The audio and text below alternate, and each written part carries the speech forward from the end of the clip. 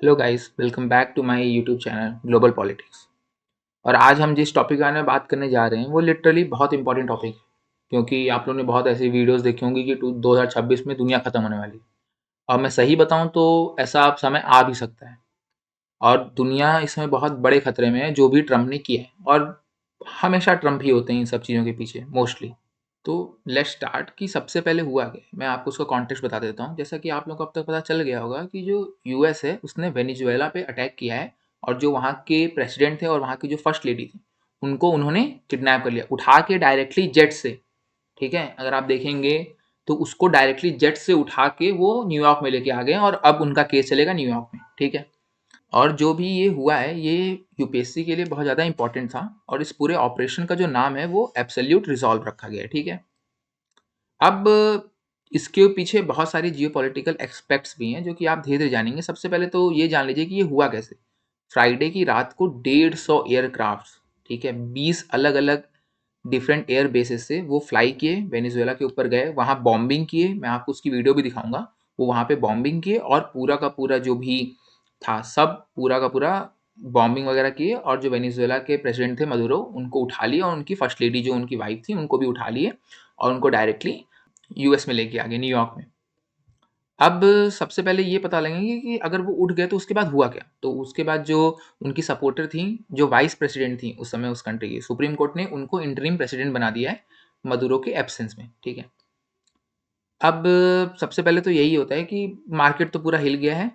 उस पर तो बाद में आएंगे, क्योंकि ऑफ कोर्स वेनेजुएला जो है वो दुनिया का सबसे बड़ा ऑयल रिजर्व अपने पास रखता है। दुनिया का सबसे बड़ा ऑयल रिजर्व उसके पास है। वो एक बात अलग है कि सऊदी अरामको ने आज तक कभी ऑफिशियल लिस्ट नहीं बताई कि उनके पास कितना ऑयल रिजर्व है। वो बात अलग है, मगर जितना नोन है उसमें सबसे ज़्यादा कोई है तो वो वेनेजुएला के पास है। ट्रंप ने इनको अपने स्टेट में लेके आया है और ये बोला है कि अब जो भी वेनेजुएला में होगा, जब तक कि नॉर्मल हैंडओवर नहीं हो जाता पावर में, तब तक यूएस गवर्नमेंट ही वेनेजुएला को रन करेगी। ये बहुत खतरनाक है डेमोक्रेसी के लिए भी, क्योंकि ये हुआ किस बेसिस पे अगर आप जानना चाहेंगे ना, तो कोई इसका रीजन ही नहीं है। इसका बस एक छोटा सा रीजन ये है कि वेनेजुएला से ड्रग्स आ रहे थे, जो कि ट्रम्प का कहना है कि वेनेजुएला बहुत ज़्यादा ड्रग्स वगैरह एक्सपोर्ट करता था या इलीगली यूएस में भेजता था। ठीक है। और आप सबको पता है न्यूयॉर्क वगैरह की हालत कैसी है, वहाँ पे स्ट्रीट पे सब लोग ड्रग्स में रहते हैं। तो ट्रम्प को कोई रीज़न नहीं था। इसका मेन रीज़न मैं आपको बताऊँ क्या, ये ट्रम्प का ईगो है। ट्रम्प को कुछ दिन पहले मदुरो ने ये बोल दिया था कि मैं यहाँ हूँ, जो करना है कर लो तुम। ठीक है। उसी ईगो के चक्कर में इन्होंने पूरी एक देश को ख़त्म करने की कागार पे खड़ा कर दिया है। वहाँ पे अब इंसर्जेंसी हो सकती है, वहाँ पे वहाँ के टेररिस्ट ग्रुप खड़े हो सकते हैं। जो थोड़ी बहुत तरक्की हुई थी उस देश की, वो सब के सब ये ख़त्म कर सकते हैं। और उन सब का रीज़न अमेरिका है। मैं एक सही बात बताऊँ, दुनिया में कुछ भी हुआ है ना, चाहे इंडिया के साथ कुछ भी होता है, किसी भी दुनिया में किसी भी देश के साथ कुछ भी होता है ना, तो सबका एट लार्ज जो मेन रीज़न है ना, वो सब का सब यूएसए है। ये मैं आप लोग अपने दिमाग में डाल लीजिए। ठीक है। अगर इंडिया में पहलगाम अटैक हुआ है तो उसका भी रीज़न यूएसए ही है। इंडिया में कोई अटैक होता है, कुछ भी होता है, सबका जो भी रीज़न है वो यूएसए है। अभी से नहीं, हमेशा से। अब जो इसके बाद जो यूएसए के अलाइड कंट्रीज है, उन्होंने कहा है कि कोई प्रॉब्लम, उन्होंने कहा कि हम अभी टाइम ले रहे हैं इसको इवेलुएट करने के लिए, तो अभी वो न्यूट्रल है। उन्होंने कुछ भी ऐसा नहीं बोला है कि जिससे कि यूएस को बेकार लगे। ठीक है। फ्रांस का अब तक वही नहीं आया है। रशिया ने ये बोला है कि ये जो भी हुआ है ये बहुत गड़बड़ है। और यहाँ पर आप देख सकते हैं कि this morning the United states committed an act of armed aggression against Venezuela, this is deeply concerning and condemnable. ये लिटरली जो रशिया ने बोला है, क्योंकि यूएसए ने एक एग्जाम्पल सेट कर दिया ना। आप लोग समझने की कोशिश कीजिए। अब जो एग्जाम्पल यूएस ने सेट किया है, अब उससे क्या हो सकता है। रशिया जा सकता है यूक्रेन में, यूक्रेन का जो भी जेलेंस्की वगैरह है उनको उठाएगा, लेके आ जाएगा और पूरा यूक्रेन कब्जा लिया। बात ही खत्म, खत्म सब चीज। सेम चीज चाइना कर सकता है, क्योंकि उसको भी ताइवान के ऊपर अटैक करना है। वो भी गया ताइवान में, जो भी वहां के लीडर हैं उसको उठाया, अपने देश में लेके आ गया, और ताइवान उसका हो गया। इससे जो एग्जाम्पल यूएसए ने सेट किया है ये बहुत खतरनाक है, क्योंकि अब तुम चाइना को कैसे मना करोगे। चाइना को तुम जाके यूएन, पहले तो तुम चाइना को मना कर नहीं सकते थे। चाइना थोड़ा बहुत डर रहा था कि ये ऐसे नहीं कर सकते। अब क्योंकि ये अल्ट्रा अग्रेसिव जो हो चुका है यूएसए, उसके से चाइना और रशिया को भी बहाना मिल गया कि ठीक है भाई, हम भी कर रहे हैं, तुम क्या बोल के मना करोगे। यूरोप क्या बोल के मना करेगा। यूरोप यही कहेगा कि ये गलत है, तो कहेगा कि तुम यूएसए को क्यों नहीं मना किया। यूएसए में तुम डेमोक्रेसी डेमोक्रेसी के नाम पे कर रहे हो।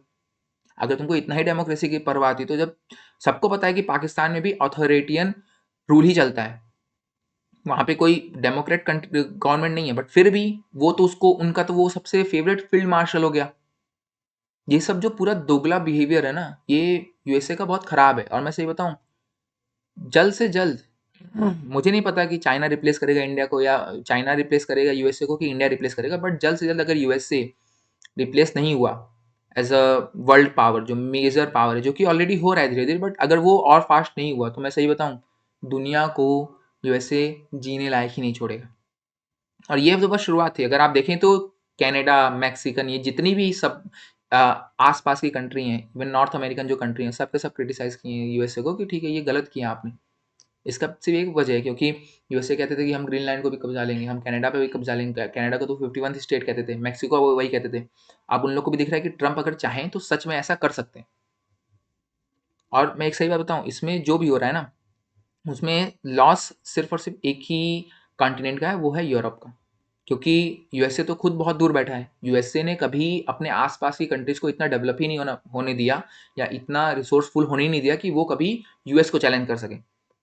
मगर रशिया क्योंकि another part of the world में और यूएसए अनदर पार्ट में, तो जो मेन खतरा अब आएगा वो यूरोप को आएगा और एशिया में आएगा।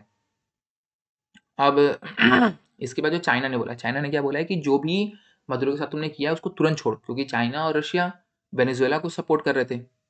अब ये जा तो नहीं लड़ने, बट ठीक है, अब इनको भी तो एक एग्जाम्पल मिलेगा कि ठीक है भाई, हम भी अब ताइवान के ऊपर अटैक करेंगे। तो चाइना ने ये बोला। और अगर आपको इसकी इंडिकेशन समझ में आ रही है ना, चाइना इस तरह क्यों बोल रहा है, क्योंकि चाइना देख रहा है कि एनालाइज करता है, चाइना बैठता है बस एनालाइज करता है कि क्या क्या चीज़ें हो रही हैं। मैं सही बता रहा हूँ, अगर ये बहुत जो यूएस ने एकदम खराब एक्शन लिया है ना, इससे एट लास्ट जो लॉस होगा वो पूरे दुनिया का ही होगा। जो यूएन है, यूएन के जो सेक्रेटरी हैं एंटोनियो गुतेरेस, उन्होंने भी बोला है कि इंटरनेशनल लॉ का जो वायलेशन है, प्लीज़ सारी कंट्री इंटरनेशनल लॉ को फॉलो करें, उसकी एक रिस्पेक्ट करें, जो कि यूएसए हमेशा तोड़ते आया है। और ये लिटरली बहुत बहुत ख़राब है, सिर्फ और सिर्फ यूएसए के लिए नहीं, और एक तरीके से पूरे वर्ल्ड पीस के लिए भी। और मैं सिर्फ यही बोलना चाहूँगा कि एक चीज़ भी मेरे दिमाग में कभी कभी आता है कि यूएसए और चाइना की जो मेजर पॉलिसी रहती है वो ये रहती है कि वो पाकिस्तान को ऐसा चेक की तरह बैठा के रखें इंडिया के लिए। तो वाई कांट वी, हमारे पास भी तो न्यूक्लियर आर्म है, हमारे पास पटाखे तो है नहीं, हम क्यों नहीं न्यूक्लियर आर्म्स लेके जाके जापान को दे दे रहे हैं, या फिर जाके वेनेजुएला की आर्मी को दे दे रहे हैं कि अगर तुम पे यूएस का अटैक करने आए मार दो। और हम यूएस के सामने एक कंडीशन रख रहे हैं कि हम तभी अपने न्यूक्लियर आर्म वापस लेंगे, या हम इस पॉलिसी को तभी छोड़ेंगे जब आप पाकिस्तान को डीन्यूक्लियराइज करेंगे और बांग्लादेश में इंटरफेयर करना बंद करेंगे। मुझे ये समझ नहीं आता। और मैं एक सही बात बताऊँ, इस समय इंडियन गवर्नमेंट जो कर रही है, बट मेरा पॉइंट ऑफ व्यू यही है कि जो एरा आ गया इस समय अल्ट्रा अग्रेशन का एरा है। मैं सही बता रहा हूँ, इस समय अगर आप अल्ट्रा अग्रेसिव वे में अपनी जियो पॉलिटिक्स को कैरी आउट नहीं करेंगे ना, तो मैं एक चीज़ बताता हूँ, आपको लॉस होने वाला है फ्यूचर में बहुत ज़्यादा। इंडिया का जो लॉस है वो धीरे धीरे हो रहा है। हम क्यों नहीं कर सकते? हमको चाइना को चेक में रखना है, हम जापान को एक न्यूक्लियर बॉम्ब दे दे रहे हैं, लो भाई तुम रखो, तुम 2-3 दे रहे हो और बटन भी इनको दे दे रहे हैं कि भाई ठीक है। उसके बदले हम जापान से इन्वेस्टमेंट ले सकते हैं, बिहार जैसे प्रदेश को डेवलप कर सकते हैं। उसके लिए हम लोग लोन ले सकते हैं जापान से सस्ते रेट पे। इवन इन्वेस्टमेंट भी ला सकते हैं हम लोग, या डायरेक्ट हम लोग मनी ले सकते हैं जापान से, डायरेक्ट मनी। सेम काम हम वेनेजुएला से कर सकते हैं। वेनेजुएला से हमारे, अगर हमने ऐसा काम कर दिया तो वेनेजुएला हमको लाइफ टाइम फ्री क्रूड देगा। हमारा जितना भी इंपोर्ट है ना वो आधा हो जाएगा। 120 to 130 बिलियन डॉलर्स का जो हमारा इंपोर्ट होता है सिर्फ और सिर्फ क्रूड ऑयल का होता है, वो नेग्लिजिबल हो जाएगा, वो एक तरीके से जीरो हो जाएगा। आई डोंट नो वाई ये काम नहीं हो रहा है, बट यूएस अब इंडियन गवर्नमेंट को भी सोचना पड़ेगा कि ठीक है, अब हम कैसे आगे मूव कर सकते हैं अपनी फॉरेन पॉलिटिक्स को, और थोड़ा अग्रेसिव मैनर में कैसे देख सकते हैं। तब तक चलने से पहले मैं आपसे एक क्वेश्चन पूछना चाहूँगा।